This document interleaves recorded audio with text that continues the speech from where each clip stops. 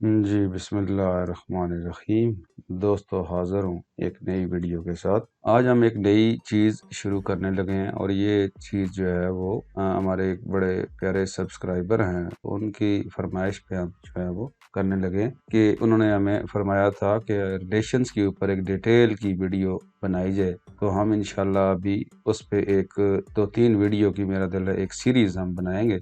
उसमें हम आपको रिलेशंस के बारे में तमाम चीज़ें जो एक्सेस के अंदर डेटाबेस के अंदर हम बनाते हैं वो हम इंशाल्लाह आज से शुरू करने लगे हैं। चलें चलते हैं आज की इस पहली क्लास की तरफ। रिलेशंस के बारे में पहली क्लास जो है हमारी उसको शुरू करते हैं।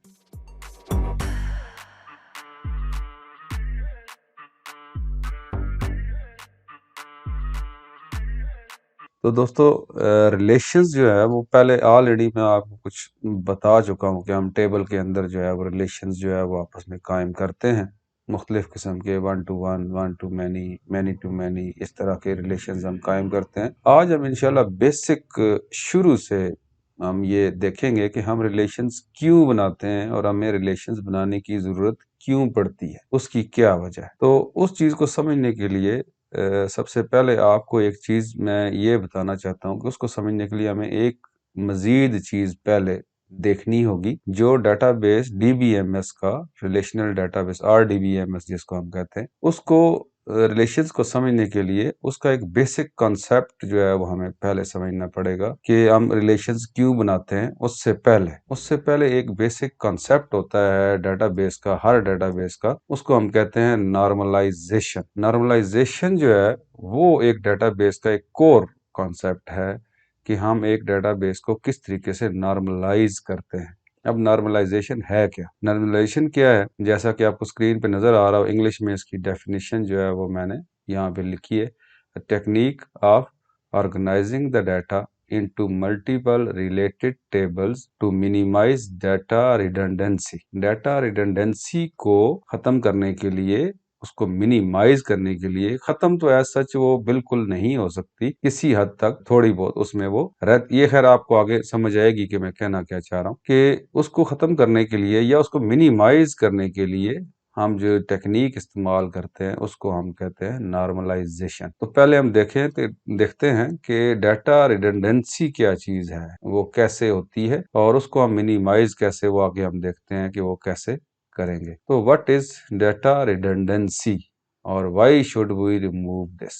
हम कैसे, डाटा रिडंडेंसी क्या है और इसको हम रिमूव कैसे करते हैं। तो आइए पहले हम इसको देखते हैं कि वो क्या है। इसके लिए मैं आपको एक एक्सेल में चलते हैं, एक टेबल मैंने बनाया है वो आपको दिखाते हैं और आपको समझाते हैं कि डाटा रिडंडेंसी जो है वो क्या है। तो दोस्तों यहाँ पे आप देखें, ये एक टेबल मैंने आपको एक एग्जांपल के तौर पे बनाया है। जिस तरह हम एक्सेल में डाटा फीड करते हैं, तो यहाँ पे हम एक, मैंने टेबल बनाया है, स्टूडेंट्स का एक टेबल है। यहाँ पे उसका रोल नंबर है, ये इस कॉलम में, यहाँ पे स्टूडेंट नेम है, आगे उसका डिपार्टमेंट है, कौन से डिपार्टमेंट में वो पढ़ रहा है, उसका हेड नेम, डिपार्टमेंट का हेड कौन है, और उसका टेलीफोन नंबर क्या है। अब रिडंडेंसी क्या चीज है, उसमें ये है सबसे पहले कि आपके डाटा के अंदर रेपिटिशन कितनी है, उसको हम कहते हैं रिडंडेंसी। कि अब देखें यहाँ पे एक रोल नंबर एक है, उसका नाम है, उसके बाद उसका डिपार्टमेंट सीएस है, उसका हेड नेम भी मिस्टर एक्स है, और टेलीफोन नंबर भी यही है। ये तमाम लिस्ट है एक डिपार्टमेंट के स्टूडेंट्स की।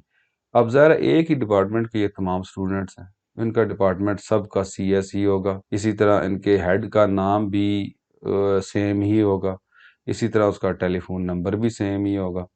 तो ये हम यहाँ पे लिस्ट बनाते जाएंगे। अब जब हम यहाँ पे लिस्ट बनाते जाएंगे तो इस डिपार्टमेंट में हो सकता है हमारे पास 100 स्टूडेंट्स हों, 150 हों, 500 हों, तो वो तमाम के साथ, अब ये चीज़ तो आपकी वन बाई वन आएगी। इसके साथ हो सकता है स्टूडेंट का फादर नेम और जो भी हो, मुख्तलिफ जो जितनी भी डिटेल्स आप रखना चाहते हैं, लेकिन उसके साथ जो ये डिटेल्स है ये हमेशा जो है वो रिपीट होगी। और इससे क्या होता है, रिडंडेंसी का क्या मतलब है, इसके क्या मसाइल पैदा होते हैं। एक तो ये है कि यहाँ पे आपका रिपीटेशन बहुत ज़्यादा होती है, और दूसरा ये आपकी मेमोरी बहुत ज़्यादा कंज्यूम करती है। अब देखें, हर एक स्टूडेंट के आगे ये 3 कॉलम्स जो है वो रिपीट होंगे, और ये मेमोरी भी कंज्यूम करेंगे, और ये आपको हर हालत में इंसर्ट भी करने पड़ेंगे। अब यहाँ पे एक चीज और आती है, इसमें प्रॉब्लम्स क्या है, रिडंडेंसी की प्रॉब्लम्स क्या है। इसमें तीन किस्म की प्रॉब्लम्स आती है। यहाँ पे आप देखें इश्यूज क्या आते हैं रिडंडेंसी के। इसमें तीन किस्म की प्रॉब्लम्स आती है हमें डाटा के अंदर। सबसे पहले इंसर्शन एनॉमली, उसके बाद ये टर्म्स हैं डाटाबेस के टर्म्स हैं कि एनॉमली क्रिएट होती है कि एक अबनॉर्मल चीज जो है वो क्रिएट होती है। उसको हम तीन किस्म की एनॉमलीज क्रिएट होती हैं, इंसर्शन एनॉमली, डिलीशन एनॉमली और अपडेशन एनॉमली। अब यहाँ पे हम देखते हैं कि एनॉमलीज कैसे है। सबसे पहले इंसर्शन एनॉमली, इंसर्शन कैसे ये होगी। अब देखिए यहाँ पे आप नया स्टूडेंट फीड करते हैं, फर्ज किया मैं यहाँ पे 6 लिखता हूँ और यहाँ पे मैं एक नया स्टूडेंट यही खा लेते हैं चलें, और इसके साथ हमें हर एक के साथ ये फीड करना पड़ेगा मिस्टर एक्स, उसके बाद ये 55522 जो भी है, यहाँ पे हमें हर एक के साथ टेलीफोन नंबर जो है वो फीड। अब यहाँ पे देखें हर एक के साथ जब हम फीड करेंगे गलती भी हो सकती है। यहाँ पे CS की बजाय TS लिखा जा सकता है, मिस्टर एक्स की बजाय कुछ भी लिखा जा सकता है। इसी तरह अगर आपके 150 स्टूडेंट्स हैं, 500 हैं, तो हर एक के साथ आपको ये चीज इंसर्ट करनी पड़ेगी और यहाँ पे गलती के चांसेस तकरीबन तकरीबन आप कह लें 70 to 80% है कि किसी में भी गलती हो सकती है और यहाँ पे एक इंसर्शन एनॉमली हमारे पास क्रिएट हो सकती है। दूसरी क्या है, डिलीशन एनॉमली। अब डिलीशन में क्या है, आप यहीं पे ही डिपार्टमेंट का नाम भी रख रहे हैं और यहीं पे हेड का नाम। अगर आप फर्ज किया इस टेबल से ये सारे रिकॉर्ड डिलीट कर देते हैं तो आपके पास डिपार्टमेंट तो ज़ाहिर एग्जिस्ट करेगा, लेकिन यहाँ से उसका नाम, उसका हेड का नाम और टेलीफोन नंबर भी डिलीट हो जाएगा। जब तमाम ये रिकॉर्ड आप डिलीट कर देते हैं तो आपका डिपार्टमेंट भी साथ ही डिलीट हो जाएगा। तो जब भी आप डिलीट करेंगे तो आपका डिपार्टमेंट भी एग्जिस्ट नहीं करेगा, नए स्टूडेंट्स आएंगे तो नए सिरे से उनकी आपको क्रिएट करनी पड़ेगी। तीसरा है अपडेशन एनॉमली। अब फर्ज किया आप इसको अपडेट करना चाहते हैं, फर्ज किया आपके जो हेड हैं मिस्टर एक्स ये रिजाइन दे के चले गए हैं, इनकी जगह पे मिस्टर वाई आ गए। अब क्या होगा, यहाँ पे हर एक रिकॉर्ड के अंदर अगर आपके 500 स्टूडेंट्स हैं तो 500 के आगे आपको यहाँ से एडिट करना पड़ेगा मिस्टर एक्स की जगह वाई, और आगे टेलीफोन, अगर टेलीफोन नंबर चेंज होता है आपके डिपार्टमेंट, क्या होगा, आपके 150 या 200 या 500 स्टूडेंट्स हैं, सबके आगे आपको ये टेलीफोन नंबर जो है वो अपडेट करना पड़ेगा। किसी एक का भी आप रह जाता है तो वो आपकी एनॉमली अपडेशन क्रिएट हो जाएगी। अपडेशन एनॉमली जिसको हम कहते हैं वो क्रिएट हो जाएगी कि उस स्टूडेंट का जो है वो डाटा आपका दुरुस्त नहीं रहेगा। इन चीज़ों को रिमूव करने के लिए हम नॉर्मलाइजेशन की टेक्निक इस्तेमाल करते हैं। इस डाटा को हम नॉर्मलाइज करते हैं। नॉर्मलाइज करने की बहुत सारी टेक्निक्स हैं, जो मेन एक दो चीज़ें हैं वो खैर बहुत डिटेल में है, उसमें तो हम नहीं जाएंगे। फर्स्ट नॉर्मल फॉर्म, फिर सेकंड नॉर्मल फॉर्म, फिर थर्ड नॉर्मल फॉर्म, और अभी एक एडवांस टेक्निक आई है। वो सारी चीज़ें में डिटेल में, बहुत ज़्यादा डिटेल में जाने से की बजाय मैं आपको एक सिंपल वे में इसको नॉर्मलाइज करने का तरीका जो है वो बताता हूँ। इसको हम नॉर्मलाइज कैसे करते हैं। अब क्या करेंगे, हम यहाँ से जो ये एक स्टूडेंट्स का टेबल है, रोल नंबर और स्टूडेंट नेम, इसको हम अलग कर लेंगे। ये एक अलग टेबल बन जाएगा और इसको हम एक अलग टेबल बना के उसको स्टूडेंट्स के साथ रिलेट कर देंगे। अब कैसे करेंगे, अब यहाँ से मैं उठाता हूँ ये वाला टेबल, इसको मैं रोल एक्स करता हूँ और यहाँ पे मैं इसको बल्कि एक दो रोज छोड़ के मैं यहाँ पे इसको पेस्ट कर देता हूँ। अब ये एक अलग टेबल मेरा बन गया और ये एक मेरा एक अलग टेबल बन गया। ये दो टेबल हम अलग से बना लेते हैं अपने डाटा को नॉर्मलाइज करने के लिए। अब यहाँ से मैं ये तमाम रिकॉर्ड जो है ये ख़त्म कर देता हूँ, एक ही रिकॉर्ड इसमें रहने देता हूँ और हेड नेम जो है वो मेरा यहाँ पे मिस्टर एक्स ही है और ये उसका टेलीफोन नंबर है। और यहाँ पे मैं क्या करता हूँ, एक अलग से एक कॉलम बनाता हूँ, उसका नाम मैं रख देता हूँ डिपार्ट डेप्ट कर देता हूँ। डेप्ट नाम का एक मैं बना लेता हूँ कॉलम और इसमें मैं हर स्टूडेंट के आगे सिर्फ डिपार्टमेंट का नेम लिख दूंगा CS। इसी तरह यहाँ पे भी CS, इसी तरह यहाँ पे भी CS। इसको मैं कॉपी करता हूँ और यहाँ पेस्ट कर लेता हूँ। अब क्या होगा, अब देखें हमने अलग अलग टेबल बना लिए। अब क्या होगा, एक्सेस में हम इस CS को रिलेट कर देंगे डिपार्टमेंट के साथ और इस तरीके से ये हमारा एक टेबल नॉर्मलाइज हो जाएगा। अब नॉर्मलाइज होने से हमें फायदा क्या हो, फायदा ये होगा, नंबर 1, सबसे पहले तो मेमोरी कंजम्पशन आपकी खत्म हो जाएगी। यहाँ पे सिर्फ एक रिकॉर्ड आप देख रहे हैं, यहाँ पे हर स्टूडेंट के आगे एक रिकॉर्ड था। अगर आपके 500 स्टूडेंट्स हैं तो 500 दफ़ा ये चीज़ रिपीट हो रही होगी। मैंने आपको याद होगा, आपको बताया था कि हम रिडंडेंसी मुकम्मल तौर पे ख़त्म नहीं कर सकते, मिनिमाइज़ कर सकते हैं। तो हमने रिडंडेंसी मिनिमाइज़ कर दी है। यहाँ पे आपके 3 कॉलम रिपीट हो रहे थे, उसको ख़त्म करके हमने एक कॉलम के ऊपर ले आए। बजाय 3 कॉलम रिपीट होने के, एक कॉलम हमारा रिपीट हो रहा है और यहाँ पे उसका करस्पॉन्डेंस एक ही रिकॉर्ड जो है वो मौजूद होगा। अब एक तो आपने रिपीटेशन खत्म कर दी, आपकी मेमोरी जो है वो बहुत कम कंज्यूम होगी, बल्कि हम मजीद भी मेमोरी को कम कर सकते हैं। वो मैं आगे आपको बताता हूँ कैसे करते हैं। फिलहाल हम डाटा रिडंडेंसी की बात करें। अब यहाँ पे रिडंडेंसी कैसे रिमूव हुई कि एक तो आपने 3 कॉलम की जगह पे एक कॉलम पे आ गए और उसको आपने रिलेट कर दिया।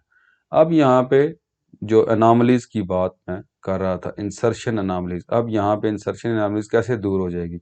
सिर्फ आप यहाँ पे लिखेंगे स्टूडेंट नंबर 6 और यहाँ पे उसका नाम और यहाँ पे उसका डिपार्टमेंट, बस। अब आपको हर दफ़ा ये पूरी डिटेल फीड करने की ज़रूरत नहीं है, इंसर्ट करने की ज़रूरत नहीं है। आप सिर्फ डिपार्टमेंट का नाम यहाँ पे रेफर कर देंगे और उसको रिलेट जब किया होगा तो हम उठा लेंगे। ये मैं आपको एक्सेस में भी करके बताता हूँ, देखते हैं वो कैसे होता है। तो आपकी इंसर्शन अनोमली यहाँ से ख़त्म होगी। अब डिलीशन अनोमली कैसे ख़त्म होगी? फ़र्ज़ किया आप ये सारे स्टूडेंट्स भी डिलीट कर देते हैं, तो इस टेबल पे इसका कोई फर्क नहीं पड़ेगा। इस टेबल पे आपका डिपार्टमेंट जो है वो कायम रहेगा। किसी टाइम भी नया स्टूडेंट आता है तो आप इस डिपार्टमेंट का जब CS लिखेंगे वो ऑटोमेटिकली इसके साथ रिलेट हो जाएगा। तो आपकी डिलीशन अनोमली भी खत्म हो चुकी है। और अब अपडेशन अनोमली कैसे खत्म हुई है कि अब फर्ज किया आपके मिस्टर एक्स छोड़ के चले गए, आपने सिंपल यहाँ पे मिस्टर एक्स की जगह इसको डिलीट करना है और मिस्टर वाई लिखना है। जस्ट आपने यहाँ पे डिपार्टमेंट के अंदर चेंज कर ली। उसके बाद आप जब भी क्यूरी करेंगे डेटाबेस को तो हर एक स्टूडेंट के आगे जो है वो नया अपडेटेड डाटा डिस्प्ले होगा। अगर आपका टेलीफोन नंबर चेंज होता है तो आपने सिर्फ डिपार्टमेंट के टेबल में जाके यहाँ पे टेलीफोन नंबर आपने चेंज कर दिया तो हर एक स्टूडेंट के आगे उसके डिपार्टमेंट का जो टेलीफोन नंबर है वो अपडेट होगा। ये आपको मैं प्रैक्टिकल करके बताता हूँ ताकि आपको समझ लगे कि ये कैसे हम नॉर्मलाइज तो खैर आपको समझ आ गई होगी कि हम नॉर्मलाइज क्यों करते हैं। अब यहाँ पे मैंने आपको बताया कि आपको ये टेक्निक जो है वो बताने का मकसद ये था क्योंकि बात हमारी चली थी रिलेशंस की वजह से। तो रिलेशंस यहाँ पे इसलिए इम्पॉर्टेंट है कि हम जब दो टेबल्स को अलग अलग करेंगे तो इनके दरमियान हमें एक लिंक कायम करना होगा, जहाँ पे अब यहाँ पे डिपार्टमेंट और इस टेबल के डेप्थ के साथ इस टेबल के डिपार्टमेंट जो है वो लिंक किया जाएगा। उस लिंकिंग को हम कहेंगे, जब हम इस डिपार्टमेंट को इस टेबल के डिपार्टमेंट के साथ लिंक करेंगे उसको हम कहेंगे कि हम रिलेशन कायम कर रहे हैं, उसको हम कहते हैं रिलेशनशिप मेकिंग। तो उम्मीद है यहाँ से आपको ये समझ आ गई होगी कि हम रिलेशंस क्यों कायम करते हैं, रिलेशंस की ज़रूरत हमें क्यों पड़ती है। और फिर आगे हम खैर तफसील में जाएंगे कि 1 to 1 और 1 to many और इस तरह से जो रिलेशंस हमने कायम करने हैं वो क्यों करते हैं। बहरहाल यहाँ आपको नॉर्मलाइजेशन भी समझानी थी और उसके थ्रू आपको मैं ये बताना चाह रहा था कि हम रिलेशंस बनाने का मकसद क्या होता है, हम क्यों रिलेशंस बनाते हैं। हमने डाटा का साइज भी कम से कम रखना है और उसमें रिडंडेंसी को भी मिनिमाइज करना है कि हमारा डाटा रिपीट भी ना हो। रिपीटेशन भी खैर मेन चीज़ वही है, रिपीटेशन हम रिमूव इसलिए करते हैं कि हमारी मेमोरी कंज्यूम कम हो और हमारी इनॉमलीज ना पैदा हो, हमारे डाटा जो है वो डिपेंडेबल हो, उस पर हम डिपेंड कर सकें कि इसमें कोई गलती नहीं है। इस वजह से हम ये करते हैं। तो अभी चलते हैं एक्सेस में और आपको बताते हैं कि ये कैसे हम क्रिएट करते हैं और इसको हम यूज़ कैसे करेंगे। जी जनाब, तो हम एक्सेस में आ चुके हैं। यहाँ पे हम क्रिएट करते हैं टेबल और टेबल जो है वो डिज़ाइन व्यू में ही हम अक्सर क्रिएट करते हैं और यहाँ पे मैं एक टेबल बना रहा हूँ स्टूडेंट्स का एक नया टेबल। वैसे मैं स्टूडेंट्स का ऑलरेडी टेबल बना हुआ है, मैं स्टूडेंट अंडरस्कोर यहाँ पे मैं नॉर्मलाइजेशन ये कर देते हैं। इसमें आईडी को आप रोल नंबर दे सकते हैं। बहरहाल यहाँ पे हम नया एक बनाते हैं, इसमें हम रखेंगे ये रोल अंडरस्कोर नंबर, इसको हम रखते हैं नंबर और यहाँ पे हम नेम आप नहीं रख सकते, आप सिंपल रखेंगे एस नेम कर दें। ये हमने एक स्टूडेंट का टेबल बना लिया, इसको मैं यस करता हूँ और उसके बाद मैं उसका एक नया टेबल बनाते हैं हम डिपार्टमेंट का। इसको हम डिज़ाइन व्यू में डिपार्टमेंट का टेबल हम बना लेते हैं। डिपार्टमेंट का आईडी हम आईडी ही रहने दें, उसमें हम डेप्ट नेम रख लेते हैं और हेड नेम रख लेते हैं और यहाँ पे उसका टेलीफोन नंबर रख लेते हैं। फिलहाल इसको मज़ीद हम डेकोरेशन नहीं करते, इसको मैं सेव कर देता हूँ। अब आपके पास दो टेबल जो है वो बन चुके हैं। स्टूडेंट नॉर्मलाइजेशन में हम यहाँ पे एक नया रोल नंबर 1 कर देता हूँ, नेम मैं रख देता हूँ फहद कर देते हैं। तो ये हमारे पास 4 स्टूडेंट फीड हमने कर लिए और यहाँ पे हम डिपार्टमेंट का जो टेबल है, यहाँ पे हमारे पास ये डिपार्टमेंट है CS। हेड का नेम हमारा है मिस्टर एक्स और टेलीफोन नंबर 5522 ये हमने एक ही डिपार्टमेंट फिलहाल बनाते हैं। ये हमने कर लिया। अब क्या होगा, यहाँ पे हम एक क्यूरी बनाते हैं। फ़र्ज़ किया यहाँ पे मैं अगर फ़र्ज़ किया स्टूडेंट्स देखना चाहता हूँ, स्टूडेंट्स नॉर्मलाइजेशन जो है वो यहाँ पे मैं एक क्यूरी बना के हम चेक कर लेते हैं। क्यूरी डिज़ाइन में हम जाते हैं और यहाँ पे मैं स्टूडेंट नॉर्मलाइजेशन का टेबल ऐड करता हूँ और क्लोज़ कर देता हूँ। यहाँ पे मैं इसका रोल नंबर ले लेता हूँ और एस नेम ले लेता हूँ और इसको मैं जब व्यू करूँगा तो देखें ये हमारे पास स्टूडेंट्स और ये उनका रोल नंबर आ चुका है। अब मैं चाहता हूँ कि इसके आगे मेरे डिपार्टमेंट का बी जो है वो आए। तो यहाँ पे मैं इस टेबल को इसको मैं सेव भी नहीं करता। अब हम नॉर्मलाइजेशन टेक्निक के तहत हम क्या करेंगे, यहाँ पे जो स्टूडेंट का टेबल है स्टूडेंट नॉर्मलाइजेशन, इसको मैं डिज़ाइन व्यू में जाता हूँ और यहाँ पे मैं एक नया कॉलम बना लेता हूँ। क्या नाम, DEPPT_ID और इसको हम रख देते हैं नंबर। ये मैंने एक नया बना लिया और इसको मैंने क्लोज कर दिया। अब यहाँ पे आप देखें डिपार्टमेंट जो है हमारे पास एक ही है, ये आपके पास एक ही डिपार्टमेंट है 1। अब हर स्टूडेंट के आगे जो भी इस डिपार्टमेंट में इनरोल होगा मैं उसको आईडी दे दूंगा 1।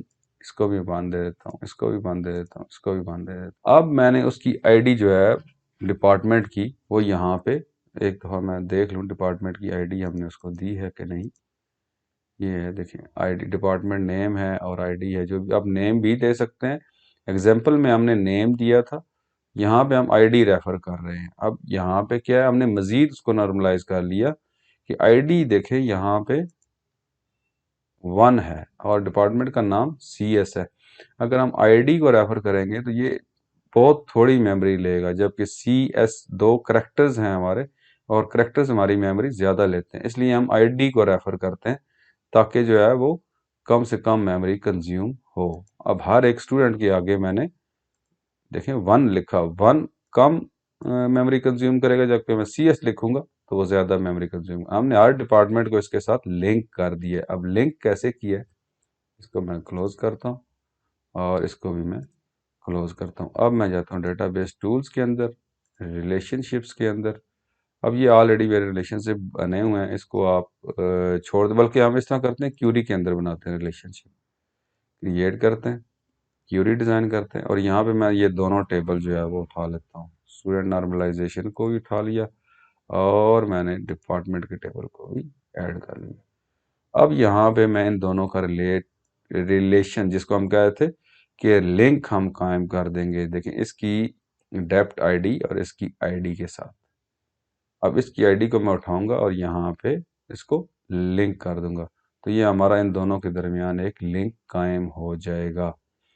अब इस लिंक की आप डबल क्लिक करेंगे तो मज़ीद प्रॉपर्टीज़ खुल जाएंगी। ये मैं आपको नेक्स्ट आगे बताऊंगा कि यहाँ पे ये क्या है। फिलहाल आपने इन दोनों का आपस में लिंक कायम कर दिया, यानी डिपार्टमेंट की आईडी स्टूडेंट की डेप्ट आईडी के साथ लिंक है। अब जब ये लिंक हो जाएगी तो हम अब कोई भी इंफॉर्मेशन यहाँ से उठा सकते हैं। जैसे कि मैं यहाँ पे लिखता हूँ रोल नंबर, फिर मैं उठाता हूँ स्टूडेंट नेम, उसके बाद उसके डिपार्टमेंट का नेम, उसके बाद उसके हेड का नेम, उसके बाद उसका टेलीफोन नंबर, और फिर मैं इसको करता हूँ रन। ये देखें, हमारा वही एक्सेल वाला एक टेबल निकल के सामने आ चुका है। हालांकि ये इन्फॉर्मेशन दो टेबल से आ रही है, लेकिन मुझे पता है अब फहद CS मिस्टर एक्स और ये वो। अब फर्ज किया, अब इनामलीज की बात करते हैं। अपडेशन अनामली मैंने आपको बताया था कि हर एक के आगे आपने mister x mister x mister x जो है वो हर एक को मिस्टर वाई करना पड़ेगा अगर आपका हेड चेंज होता है या टेलीफोन नंबर चेंज होता है। अब इस क्यूरी को मैं यहाँ से क्लोज करता हूँ और इसको मैं क्यूरी 10 के नाम से ही चलें सेव कर लेते हैं। ये हमारे पास सेव हो जाएगी। अब मैं क्या करता हूँ, डिपार्टमेंट नेम में जाता हूँ, मिस्टर एक्स की बजाय मैं यहाँ पे कर लेता हूँ मिस्टर वाई, बल्कि पूरा ही लिख देते हैं, मिस्टर यासीन लिख देते हैं। ये हमारे नए हेड नेम आ चुके हैं। जैसे ही मैंने डिपार्टमेंट के टेबल के अंदर हेड नेम चेंज किया और इसको मैंने सेव कर दिया, अब कोई भी बंदा क्यूरी करेगा तो उसको अपडेट इंफॉर्मेशन मिलेगी, क्योंकि हमने आपस में रिलेशंस कायम किए। अब क्यूरी 10 वो चलाएगा, देखें हर एक के ऊपर मिस्टर यासीन ही शो होगा। आपको 500 स्टूडेंट, 600 स्टूडेंट, 800 स्टूडेंट हैं तो हर एक के आगे आपको चेंज करने की जरूरत नहीं है, यहाँ पे ऑटोमेटिकली वो चेंज होगा। यही वजह है कि हम इसको रिलेशंस बनाते हैं। रिलेशंस की वजह से हमारा डाटा जो है रिडंडेंट नहीं होता। अब आपने डिपार्टमेंट का जो रिकॉर्ड है, देखें एक रिकॉर्ड है, जस्ट आपकी मेमोरी में एक रिकॉर्ड है। इस रिकॉर्ड को हम हर स्टूडेंट के आगे डिस्प्ले कर रहे हैं। ये किसी भी रिपोर्ट में आपको चाहिए होगा तो ये इसी तरीके से डिस्प्ले होगा। तो ये टेक्निक है नॉर्मलाइजेशन की, जिसकी वजह से हम डाटा को नॉर्मलाइज करने के लिए, जिस तरह कहते हैं कि डिवाइड एंड रूल, हमने इस डाटा को डिवाइड किया और उसके बाद उसमें से नॉर्मलाइज करके रिडंडेंसी ख़त्म की और अपनी मर्जी के मुताबिक उसको रिलेट किया, लिंक किया आपस में। और रिलेट कैसे किया? रिलेशंस की मदद से। ये बेसिक एक कॉन्सेप्ट है डेटाबेस का कि हम नॉर्मलाइज क्यों करते हैं डेटाबेस को, उसकी वजह क्या है। अब यहाँ पे तो 4 रिकॉर्ड्स हैं, लेकिन डाटा आप सामने लाएं कि नादरा का अगर आपके पास डेटाबेस हो और हमारी जो आबादी है दिन ब दिन जितना इजाफा हो रहा है और तमाम के ID कार्ड आपने इशू करने हो, तो हर एक बंदे के आगे आप इस तरीके से लिखना शुरू कर देंगे जिस तरह से वो सारा एक डाटा मेंटेन करते हैं कि एक बंदा है उसके इतने बच्चे हैं और फिर उसकी बीवियां इतनी हैं। अब और कि यहाँ पे वो इस तरह एक्सेल फॉर्म में मेंटेन करना शुरू कर दे तो वो मुमकिन नहीं है। इतनी रिडंडेंसी उसमें मौजूद होगी कि आपकी मेमोरी जो है वो बहुत ज़्यादा कंज्यूम होगी। और आपका देखें जितनी ज़्यादा मेमोरी कंज्यूम होगी, आजकल तो आप समझ रहे होंगे टेराबाइट हमारे पास डिस्कें लगी हुई हैं और जेटाबाइट तो पीटाबाइट, तो मेमोरी की हमें कोई फिक्र नहीं है। मेमोरी की फिक्र नहीं है, लेकिन जितना बड़ा ये डाटाबेस आपका बनता रहेगा इतना ही स्लो होता रहेगा, उसमें स्पीड के इश्यूज भी आते हैं। इसलिए हम ये ज़रूर करते हैं कि जितना ज़्यादा आपका डेटाबेस नॉर्मलाइज होगा, जितनी ज़्यादा रिडंडेंसी उसमें कम होगी, उतना ही आपका डेटाबेस फास्ट वर्क करेगा और तेज चलेगा। अब यहाँ पे आपका एक रिकॉर्ड है, वो तमाम के आगे उसने जस्ट डिस्प्ले करना है, तो वो आपकी प्रोसेसर की पावर यूज़ होगी बजाय इसके कि आपकी हार्ड डिस्क जो है वो कंज्यूम होती रहे। तो ये टेक्निक जब आप इस्तेमाल करते हैं तो इसमें आपको रिलेशंस की ज़रूरत पड़ती है। अब नेक्स्ट हम इंशाल्लाह जो है वो अगली क्लास में, इसी सीरीज की क्लास होगी, उसमें हम देखेंगे कि रिलेशंस कितनी किस्म के होते हैं, one two one, one two many और मैनी टू मैनी के ऊपर बहस करेंगे कि ये कैसे रिलेशंस कायम किए जाते हैं और क्यों कायम किए जाते हैं, वो हम इंशाल्लाह देखेंगे। तो उम्मीद है ये क्लास आपको पसंद आई होगी। नेक्स्ट क्लास में इंशाल्लाह हम रिलेशंस को डिटेल से देखेंगे, उनकी टाइप्स को भी देखेंगे और वो हम कैसे बनाते हैं वो भी देखेंगे। तो ये क्लास यहीं तक थी। चैनल को सब्सक्राइब करें, वीडियोस को शेयर करें और बेल आइकन प्रेस करें। बहुत शुक्रिया। अल्लाह हाफिज़।